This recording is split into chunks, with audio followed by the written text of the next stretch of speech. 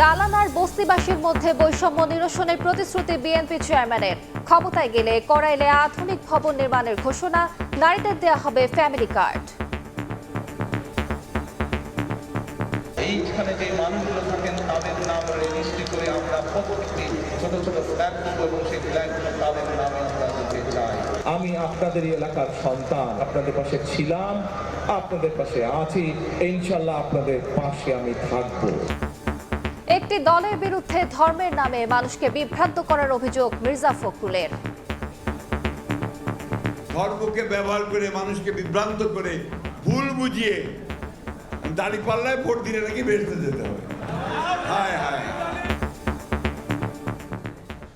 দেখছিলেন প্রধান শিরোনাম। সন্ধ্যার সময়ের সঙ্গে আছি আমি আলিশা ইসলাম।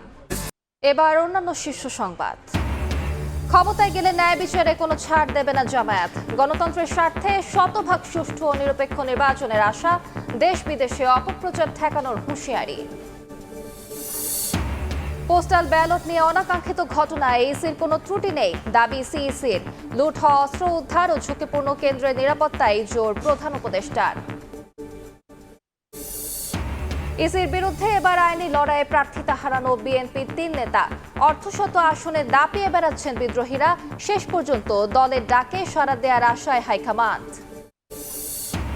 বিভিন্ন দলের প্রতিনিধি ও উপদেষ্টাদের সঙ্গে নিয়ে জুলাই স্মৃতি জাদুঘর পরিদর্শনে ডক্টর ইউনূস। ফ্যাসিবাদী আমলের নৃশংসতার চিত্র জানতে জাদুঘর পরিদর্শনের আহ্বান। এবং চট্টগ্রামের জঙ্গল সলিমপুরে সন্ত্রাসীদের সাম্রাজ্য, ঢুকতে লাগে আলাদা পরিচয়পত্র, পাহাড় কেটে প্লট বাণিজ্য, দ্রুতই সমন্বিত অভিযানের হুঁশিয়ারি।